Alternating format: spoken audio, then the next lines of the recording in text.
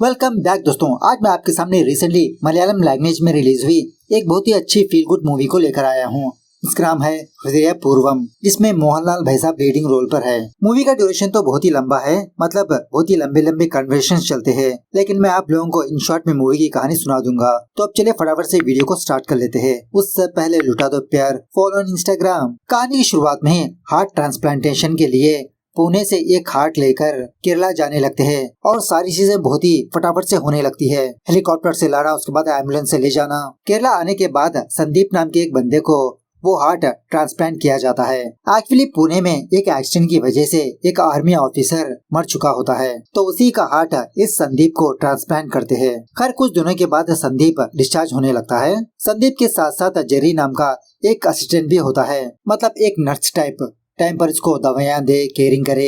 ये संदीप और कोई नहीं, हमारे मोहनलाल भाई साहब होते हैं। घर वापस आने के बाद ये संदीप फटाफट से रेडी होकर दूसरे दिन ही अपने होटल पर जाने लगता है, मतलब इसका एक होटल बिजनेस होता है। संदीप को इसके दादा से काफी सारी प्रॉपर्टी मिली होती है और उसी तरह से किसी जगह पर इसकी एक लैंड होती है। उस लैंड के ऊपर से एक नेशनल हाईवे गुजरने वाली होती है। सो गवर्नमेंट वाले संदीप की उस प्रॉपर्टी को लेकर संदीप को काफी सारे पैसे देने का भी वादा करते हैं। ये संदीप इतना रिच होने के बावजूद भी एक छोटा सा होटल रन करते रहता है। इस संदीप के होटल में बहुत ही अजीब के लोग काम करते हैं। संदीप उन सारे लोगों से अच्छे से बात करते हुए काम करवाता रहता है। इस संदीप के होटल पर रेगुलरली 3 बंदे फुकट में खाना खाकर जाते रहते हैं। मतलब ये तीनों संदीप से कहने लगते हैं कि हम होने वाले डायरेक्टर्स हैं और संदीप भाई आप हमारे मूवी के प्रोड्यूसर बनोगे। ये संदीप भी उनके पास पैसे नहीं मांगता। खैर संदीप के पास इतनी प्रॉपर्टी होने के बावजूद भी ये अभी तक सिंगल होता है, क्योंकि कुछ सालों पहले संदीप की शादी फिक्स हो गई थी, लेकिन शादी के एंड टाइम पर वो लड़की मुझे ये शादी मंजूर नहीं है ऐसा कहकर भाग जाती है। सो उसके बाद संदीप ने कभी शादी की बात नहीं छेड़ी, बस अपने होटल बिजनेस में बिजी रहता है। संदीप की फैमिली में इसकी बड़ी बहन और उसका जीजा रहते हैं और इसी तरह इसकी भांजी अमेरिका में रहती है। इसके जीजा को संदीप की प्रॉपर्टी हासिल करने की बहुत इच्छा होती है और इसी तरह संदीप का जीजा इस बात से भी दुखी होता है कि इसकी प्रॉपर्टी गवर्नमेंट वाले ले रहे हैं। इस तरह से एक दिन संदीप के पास आकर कहने लगता है कि शायद गवर्नमेंट वालों को तुम्हारी जमीन और कुछ चाहिए और वो लोग तुम्हारे पास जरूर आएंगे, तो संदीप तुम फटाफट से उस बाकी जमीन को अपनी दीदी के नाम कर दो। संदीप को इसकी जीजा की सारी हरकतें पता होती है, लेकिन फिर भी कुछ नहीं कहता। कहने लगता है मैं देख लूंगा जीजा। खैर एक दिन पुणे से हरिता नाम की एक लड़की संदीप को फोन करके कहने लगती है कि मैं आपसे एक बार मिलना चाहती हूँ। ये हरिता और कोई नहीं, रवि की बेटी होती है। मतलब संदीप के बॉडी में जिसका हार्ट होता है वो हरिता के फादर का ही होता है। एक्चुअली ऑपरेशन होने के बाद संदीप हरिता की फैमिली से मिलने के लिए जाना चाहिए था, थैंक यू बोलने के लिए, लेकिन ये अपने होटल बिजनेस में बिजी हो जाता है। इस बात का इसको ध्यान ही नहीं होता। कट हरिता आने वाली है। जब ये बात उन 3 डायरेक्टर्स को पता चलती है, वो तीनों जबरदस्त प्लान बनाने लगते हैं कि संदीप भाई हम इस मोमेंट को बहुत ही अच्छे से कैप्चर करेंगे। संदीप भी कहने लगता है ठीक है आप लोगों की मर्जी, ये भी एक मेमोरी है। सो दूसरे दिन उसी तरह से उस रवि की बेटी हरिता संदीप के पास आकर इसके दिल पे हाथ रखकर धड़कने महसूस करने लगती है। संदीप भी उन 3 डायरेक्टर्स के कहने पर हरिता के कंधे पर हाथ डालकर दिलासा दिलाने लगता है। ये सारी चीजें वो तीनों लोग बहुत ही अच्छे से कैप्चर करने लगते हैं। एक्चुअली हरिता यहाँ पर इसलिए आई होती है कि नेक्स्ट वीक इसकी एंगेजमेंट है। हरिता की लाइफ में जब भी ये कोई काम करती है, हरिता का फादर हमेशा इसको मोटिवेट करते रहता था और उसी तरह इसको सक्सेस का आशीर्वाद भी दिया करता था। लेकिन अब तो हरिता का फादर इस दुनिया में नहीं रहा। सो हरिता संदीप के पास आकर यही रिक्वेस्ट करने लगती है कि अगर आप मेरी शादी पर आकर मुझे आशीर्वाद दोगे, ब्लेसिंग्स दोगे, तो मैं यही समझूंगी कि मेरे साथ मेरे पापा अभी भी मौजूद है। यह सुनने के बाद संदीप कहने लगता है कि मैं हॉस्पिटल में होने की वजह से मेरे होटल के काम काफी सारे रुक चुके हैं, प्लीज आप मुझे माफ कर दीजिए, मैं आपकी शादी पर नहीं आ सकता, मैं अकेला ही इस होटल को संभालता हूँ। हरिता बहुत रिक्वेस्ट करने के बावजूद भी संदीप ना का ही जवाब देने लगता है। हरिता को गुस्सा आकर कहने लगती है कि तुम मेरे पिताजी के दिल के लायक ही नहीं हो। अगर मेरे पिताजी का दिल तुम्हारे पास नहीं होता तो तुम आज जिंदा ही नहीं होते। रात होने के बाद संदीप हरिता की बातें ही याद करके अफसोस करने लगता है। वो बंदा जेरी कहने लगता है कि आपने जो किया वो बहुत ही गलत किया। अरे आप उनके पास जाकर थैंक यू बोलना चाहिए, उल्टा जब वो लड़की आपके पास आई आपने जाने से मना कर दिया। अगर हम किसी कुत्ते को बिस्किट डालेंगे तो वो हमारे इर्द गिर्द ही घूमते रहता है। हरिता के फादर ने आपको हार्ट डोनेट किया। सो उसके बाद दूसरे दिन ही संदीप और जेरी पुणे जाते हैं। यहाँ पर संदीप को देखकर हरिता बहुत खुश होने लगती है, बहुत थैंक यू बोलने लगती है और इसी तरह संदीप से रिक्वेस्ट करके इसको शॉपिंग मॉल पर ले जाने लगती है। मतलब अगर हरिता का फादर जिंदा होता तो कैसे कपड़े पहना होता। तो ऐसे ही कपड़े सेलेक्ट करके संदीप को देने लगती है इसके एंगेजमेंट के टाइम पहनने के लिए। उसी रात संदीप और जेरी हरिता की एंगेजमेंट प्लेस पर जाते हैं। वहाँ पर संदीप हरिता की माँ देवी को देखता है। देवी के पास जाकर अपने बारे में बताने लगता है कि मैं केरला से हूँ, मेरा नाम संदीप है, मुझे ही आपके हस्बैंड का हार्ट ट्रांसप्लांट किया है। देवी कहने लगती है हाँ मुझे पता है। इस तरह से बहुत ही कैजुअल तरीके से बात करने लगती है। मतलब हरिता की जितना अफेक्शन नहीं होता इस देवी के पास, बहुत ही लाइट लेने लगती है। थोड़ी देर के बाद यहाँ के सारे लोग डांस वांस करने लगते हैं और यहाँ पर एक हिंदी गाना चलता है जो बहुत ही मस्त लगा मुझे। तभी सडनली पता नहीं क्या हो जाता है, हरिता स्टेज के ऊपर आकर कहने लगती है कि एंगेजमेंट नहीं होने वाली, जो भी लोग गेस्ट आए हैं आप लोग खाना खाकर जरूर जाइए, खाना बहुत ही टेस्टी है। ये सुनने के बाद दूल्हा किरण भी कुछ नहीं कहता, चुपचाप खड़ा होता है। लेकिन किरण के कुछ दोस्त स्टेज के ऊपर आकर हरिता से झगड़ा करने लगते हैं कि ऐसे कैसे तुम एंगेजमेंट को मना कर सकती हो। इस तरह से किरण का एक फ्रेंड हरिता का हाथ पकड़कर और बदतमीजी करने लगता है। ये देखकर वो संदीप बीच में घुसकर किरण के उस फ्रेंड को रोकने की कोशिश करने लगता है। इस तरह से यहाँ पर हल्के से हाथापाई शुरू हो जाती है। अब जेरी भी चुप न बैठते हुए बीच में घुसकर 2-4 लोगों को थप्पड़ मारने लगता है और उसी तरह से बहुत पिट भी जाता है। एक बंदा तो संदीप को लात मारने पर संदीप दूर जाकर बेचारा गिर जाता है। उसके बाद संदीप को फटाफट से हॉस्पिटल ले जाया जाता है। डॉक्टर संदीप की बॉडी की चेकिंग करवा के कहने लगता है कि कमर की रीढ़ की हड्डी में थोड़ा सा फ्रैक्चर हुआ है, 10 दिनों तक आपको बेड रेस्ट करना जरूरी है। संदीप अपने फोन के जरिए से ही अपने होटल को वॉच करते रहता है। मतलब सीसीटीवी कैमरास लगे होते हैं, यहाँ से ही अपने स्टाफ को ऑर्डर्स देते रहता है, डांटते भी रहता है कि अगर कुछ साफ सफाई ना हो तो। संदीप हरिता से कहने लगता है ठीक है मैं 10 दिन तक किसी होटल में स्टे कर लूंगा। हरिता कहने लगती है कि मेरे पापा का दिल आपके पास है और मैंने आपको यहाँ पर बुलाया और मेरी वजह से आपको तकलीफ हुई, आप हमारे घर में ही रह सकते हो। इस तरह से हरिता संदीप और जेरी को अपने घर पर ले जाने लगती है। ये देखकर देवी भी कुछ नहीं कहती। हरिता संदीप की बहुत ही अच्छे से केयरिंग करती रहती है। एक दिन हरिता का कुछ एंट्रेंस एग्जाम होने की वजह से हरिता अपने साथ संदीप को भी ले जाती है और एग्जाम हॉल पर जाने से पहले संदीप से कहने लगती है कि आप मुझे ब्लेसिंग्स दीजिए, अगर मेरे पापा होते तो ऐसे ही करते। एग्जाम खत्म होने के बाद संदीप हरिता से पूछने लगता है कि तुमने एंगेजमेंट क्यों कैंसिल कर दी। सो हरिता जो हुआ वो कहने लगती है हरिता और किरण कॉलेज टाइम से ही एक दूसरे से प्यार कर रहे थे। अपने रिलेशनशिप में ये दोनों बहुत ही खुश होते हैं। शादी का डेट भी फिक्स हो गया, लेकिन वो किरण हरिता के मोबाइल में एक स्पाई ऐप इंस्टॉल करके सारी चीजें जानने लगता है कि हरिता किससे बात करती है, कहाँ पर जाती है, क्या करती है। सो हरिता कहने लगती है कि शादी होने से पहले किरण मुझ पर इतना शक कर रहा है तो शादी होने के बाद वो मेरे साथ कैसे बर्ताव करेगा, इसलिए मैंने इस शादी से मना कर दिया। घर वापस आने के बाद हरिता की माँ देवी हरिता को डांटने लगती है कि क्यों तुम ऐसी हरकतें कर रही हो, जल्द से जल्द तुम अपने व्हाट्सएप स्टेटस को डिलीट करो। एक्चुअली हरिता ने अपने व्हाट्सएप स्टेटस में ये रखा होता है कि आज के बाद से मुझे फ्रीडम मिल चुकी है। सो देवी डांटने लगती है कि तुम्हारी एंगेजमेंट टूटना तुम्हारे लिए फ्रीडम है, अगर तुम ऐसा करोगी तो लोग क्या सोचेंगे हमारे बारे में, तुम स्टेटस को डिलीट करो। अब वहीं पर संदीप भी होता है। संदीप भी हरिता के पास आकर यही बात कहने लगता है कि तुम्हारी माँ ने जो कहा सही कहा, वो स्टेटस डिलीट कर दो। हरिता बहुत ही गुस्से में अपने कमरे में चली जाती है। उसके बाद देवी संदीप के पास आकर कहने लगती है कि मैंने सोचा तुम्हारे स्वभाव मेरे पति से अलग है, लेकिन आज रवि होते तो हरिता को भी ऐसे ही डांटते। Thank you.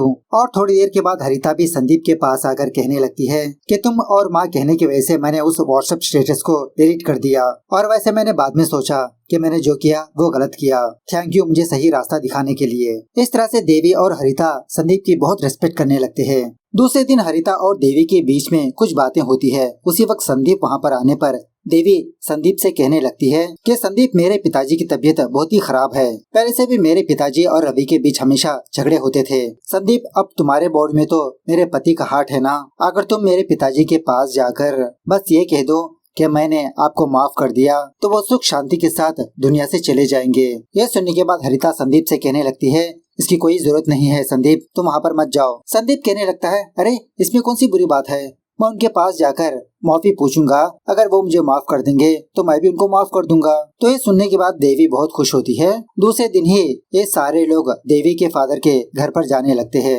सच में देवी के फादर की तबीयत बहुत ही खराब होती है, खटिया पर लेटा होता है। संदीप देवी के भाई से नाराज होने की वजह पूछने लगता है। कुछ सालों पहले जब रवि सर्विस में था, उस वक्त रवि देवी के फादर की बात नहीं मानी कोई बात थी वो नहीं मानी, तो गुस्से में आकर देवी का फादर रवि को ड्यूटी पर जाने से मना कर दिया। मतलब उस वक्त बहुत सताया था। रवि को हेट करने की ये भी वजह होती है कि रवि नीची जाति का बंदा है और ऐसा बंदा इसकी बेटी से शादी करने पर देवी का फादर रवि से बहुत गुस्सा होता है। सो ये सारी चीजें जानने के बाद संदीप को खुद बहुत गुस्सा आता है। उस बड़ों से कहने लगता है कि अगर मेरी प्लेस पर रवि भी होता तो तुमको माफ नहीं करेगा।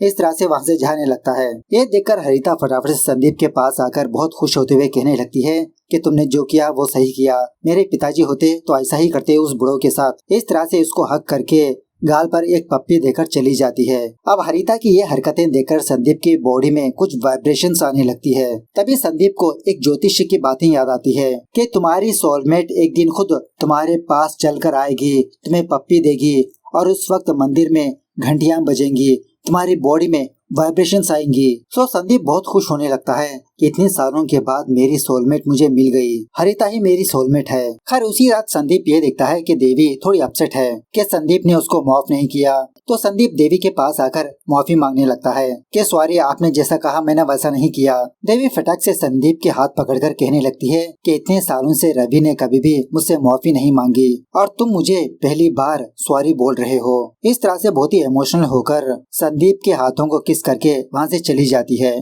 संदीप की बॉडी में दोबारा वाइब्रेशन स्टार्ट होती है, मंदिर में घंटियां भी बजने लगती है। तभी संदीप की अंतरात्मा संदीप से कहने लगती है कि दो लड्डू चाहिए संदीप, अब तुम ही डिसाइड कर लो, माँ चाहिए या बेटी, एक लोगे तो दूसरी फ्री।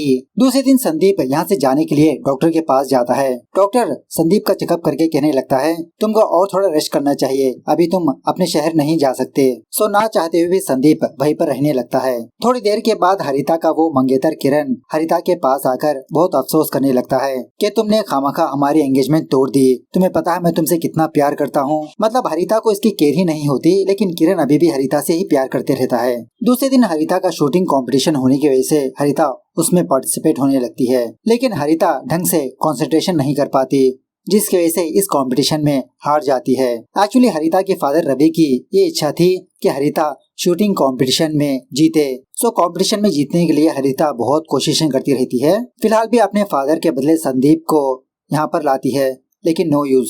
इसी दुख को मिटाने के लिए संदीप और हरिता एक बार पर जाकर हरिता फुल दारू पीने लगती है, संदीप नहीं पीता। और इसी तरह संदीप तो कार ड्राइव नहीं कर सकता, उसकी पीठ में दर्द है। हरिता ड्राइविंग करने लगती है। तभी किसी रास्ते पर पुलिस की चेकिंग होने की वजह से हरिता और संदीप को पुलिस वाले पुलिस स्टेशन पर ले जाते हैं। हरिता पर ड्रंक एंड ड्राइव केस लगता है। ये बात जानने के बाद देवी फटाफट से पुलिस स्टेशन पर आकर फाइन भर के हरिता को अपने घर वापस ले जाती है। घर वापस आने के बाद देवी संदीप को बुलाकर कहने लगती है कि जब हरिता दारू पी रही थी तुम भी उसी के पास थे ना, क्या तुम उसे मना नहीं कर सकते थे? अगर हम ही बच्चों को केयरलेस छोड़ देंगे तो बच्चे और बिगड़ जाएंगे। जिस तरह से एक वाइफ हस्बैंड को बोलती है वैसे ही देवी संदीप को बोलने लगती है। संदीप तो शॉक में रह जाता है, हमारे बच्चे। दूसरे दिन संदीप का जीजा संदीप को देखने के लिए पुणे आता है। मतलब संदीप को गए हुए इतने दिन हुए, वो अभी तक वापस क्यों नहीं लौटा। स्पेशली इसका जीजा जमीन के बारे में बात करने के लिए आता है और ऐसे जताने लगता है कि मुझे तो तुम्हारी बहुत फिक्र है। वहाँ का माहौल देखकर इसके तो होश ही उड़ जाते हैं, क्योंकि हरिता और देवी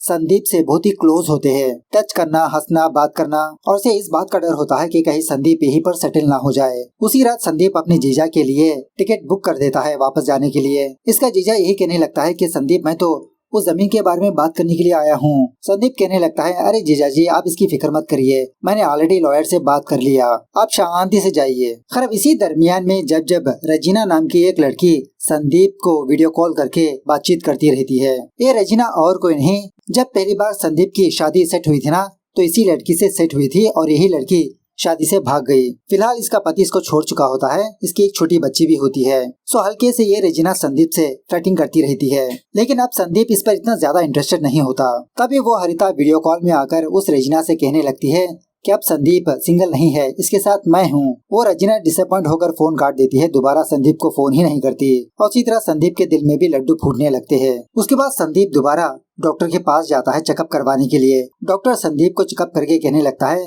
कि अब तुम बिल्कुल ठीक हो, लेकिन संदीप थोड़ा बहाना बनाने लगता है कि डॉक्टर साहब अभी भी मेरे कमर में थोड़ा दर्द है, मैं ढंग से बैठ नहीं सकता। डॉक्टर कहने लगता है अरे तुमने कुछ ज्यादा ही रेस्ट ले लिया ना, इसलिए तुमको ऐसा लगता है। संदीप की हरकतें देखकर देवी समझ जाती है कि संदीप को यहाँ से जाना पसंद नहीं। सो उसके बाद दूसरे दिन देवी संदीप को खोपचे में बुलाकर कहने लगती है कि संदीप, मुझे पता है कि तुम मुझे लाइक करते हो और मैं भी तुमसे बहुत ही क्लोज हो चुकी हूँ। शायद मेरी ही गलती थी, मुझे ही थोड़ा डिस्टेंस मेंटेन करना चाहिए था। अगर तुम मुझे नहीं बताओगे तो मुझे क्या समझ में नहीं आएगा, हम दोनों छोटे बच्चे तो है नहीं। सो संदीप, इस बात को यहीं पर रहने दो। संदीप बेचारा यही सोचने लगता है कि मैं तो अपने शहर में छोटा मोटा बिजनेस रन कर रहा था, तुम लोग मुझे यहाँ पर बुलाकर बीच में फंसाकर अपने अपने रास्ते चल दिए। उसके बाद हरिता संदीप को एयरपोर्ट के पास ले जाने लगती है गाड़ी में। संदीप की बातों से हरिता को ये बात समझ में आती है कि संदीप फ्लाइट में जाने के लिए डर रहा है, इसको थोड़ा एंग्जाइटी है। संदीप का डर मिटाने के लिए हरिता एक डॉक्टर के पास ले जाती है। वहाँ पर वो बंदा बासिल जोसेफ होता है और ये बासिल डॉक्टर कम ज्योतिष बोलने वाला कुछ ज्यादा लगता है। मतलब संदीप से पूछने लगता है कि तुम्हारी राशि क्या है, तुमको कौन सा जानवर पसंद है, तुम्हारे नक्षत्र तो ऐसे है। इस तरह से ये कह देता है कि आज तुम्हारा बर्थडे है। यह सुनने के बाद हरिता भी शॉक में रह जाती है। संदीप कहने लगता है कि मैं तो भूल ही गया कि आज मेरा बर्थडे है। तो हरिता संदीप को एक कैफे पर ले जाकर इसके हाथों केक कटवाकर एक छोटा सा सेलिब्रेशन करने लगती है। बाद में हरिता संदीप को एक लाइब्रेरी पर लाती है। कहने लगती है कि मेरे पिताजी अक्सर यहाँ पर आया जाया करते थे। लास्ट टाइम मेरे फादर जब यहीं पर थे तो मेरे फादर के फ्रेंड फोन करने पर वो यहाँ से निकले थे, तभी मेरे फादर का एक्सीडेंट हो गया। वहीं पर हरिता के फादर के कुछ फोटोग्राफ्स भी होते हैं। जब संदीप को दिखाने ही वाली होती है, संदीप कहने लगता है कि मुझे तुम्हारे पापा की फोटो नहीं देखनी, क्योंकि मैं तुम्हारे पापा के बारे में एक इमेजिनेशन कर चुका हूँ, तो उस इमेजिनेशन को ऐसे ही रहने दो। उसके बाद हरिता संदीप को अपने फादर के कुछ रिकॉर्डिंग्स सुनाने लगती है। उन रिकॉर्डिंग्स में हरिता के फादर ने हरिता को काफी अच्छी बातें बोलकर मोटिवेशन दी रखी होती है। संदीप हरिता को हक करके कहने लगता है कि तुम तो बहुत ही खुश नसीब हो। हरिता भी बहुत ही इमोशनल होकर संदीप को हक करने लगती है और इसी तरह से संदीप को अपना फादर मानती रहती है। मतलब ऐसा इमेजिनेशन होता है इसका। खैर दूसरे दिन संदीप और जेर्री किसी पार्क में बैठे होते हैं। उसी वक्त इन दोनों के पास वो किरण आता है। संदीप से रिक्वेस्ट करने लगता है कि हरिता ने मेरा नंबर ब्लॉक किया और मुझे हरिता से एक जरूरी बात करनी है, अगर आप उसे लेकर आओगे तो अच्छा होगा। तो संदीप उसी तरह से हरिता को मनवा कर संदीप, जेर्री, हरिता उस किरण के पास जाते हैं। एक्चुअली हरिता और किरण एंगेजमेंट से पहले एक बिजनेस को स्टार्ट किया था। सो इन दोनों की एंगेजमेंट टूटने के बाद ये बिजनेस भी ऐसे ही रह गया। सो फिलहाल किरण हरिता को अपने पास बुलाकर यही कहने लगता है कि तुम इस बिजनेस से बाहर नहीं जा सकती। और इसी तरह हरिता के मोबाइल में स्पाई एप्लीकेशन इसी के लिए इंस्टॉल करवाया था कि हरिता कौन सी बिजनेस डील कर रही है। हरिता किरण से कहने लगती है कि ये मेरी मर्जी है, मैं जब चाहूँ तब बिजनेस से निकल जाऊँ, तुम कौन होते हो मुझे बोलने वाले। जब किरण और उसके फ्रेंड्स हरिता से जबरदस्ती करने लगते हैं, तभी संदीप बीच में घुसकर कहने लगता है कि उस दिन तो मैं दूसरे ख्यालों में था, मेरे हाथ एक किसान के हाथ है बेटा। इस तरह से किरण और उसके दोस्तों को बहुत मारने पीटने लगता है, वार्न करने लगता है कि दोबारा हरिता से बात मत करना। खैर उसी रात हरिता के फैमिली मेंबर्स अपने कॉलोनी में एक छोटा सा प्रोग्राम रखते हैं संदीप के लिए। कैसी संदीप के बॉडी में हमारे रवि का हार्ट है। इस तरह से रवि के बारे में कुछ अच्छी बातें बोलने लगते हैं और उसी तरह से संदीप को बहुत ही अच्छी तरीके से सम्मानित भी किया जाता है। ये आज संदीप का आखिरी दिन है। एयरपोर्ट पर जाते समय संदीप और हरिता बहुत इमोशनल होने लगते हैं, बहुत मिस करने लगते हैं। संदीप वापस अपने शहर पर आकर उस जेर्री को अपना मैनेजर बना लेता है। ये जेर्री भी संदीप के बहुत ही क्लोज हो चुका होता है। और उसी तरह वो जो 3 डायरेक्टर्स होते हैं ना, वो तीनों डायरेक्टर्स एक मूवी को डायरेक्ट करते रहते हैं। इसी दरमियान में एक दिन संदीप का जीजा बहुत रो रहा होता है। संदीप पूछने पर इसका जीजा कहने लगता है कि इसकी बेटी जो फॉरेन में है ना, वो एक काले बंदे से प्यार कर रही है, मतलब लिविंग रिलेशनशिप में है। यही बात जानकर संदीप का जीजा बहुत रोने लगता है। संदीप इसको दिलासा दिलाते रहता है। देखते देखते 1 साल गुजर जाता है। जब संदीप का बर्थडे होता है, हरिता और देवी संदीप के लिए एक केक भेजते हैं। संदीप बहुत खुश होने लगता है कि वो दोनों अभी भी इसको याद कर रहे हैं। उसी वक्त जोरदार बारिश होने लगती है और उसी बारिश में एक लड़की संदीप के होटल के पास आकर खड़ेती है। ये बंदी मीरा जैस्मिन होती है। तभी संदीप इस लड़की को देखता है और ये लड़की भी संदीप को देखने लगती है। इस तरह से इन दोनों में थोड़ी देर तक नैन में टक्कर चलने लगता है। सो मूवी कैसा लगी कमेंट करके बताना जरूर। मिलते हैं अगली वीडियो में, तब तक take care, bye bye, see you soon.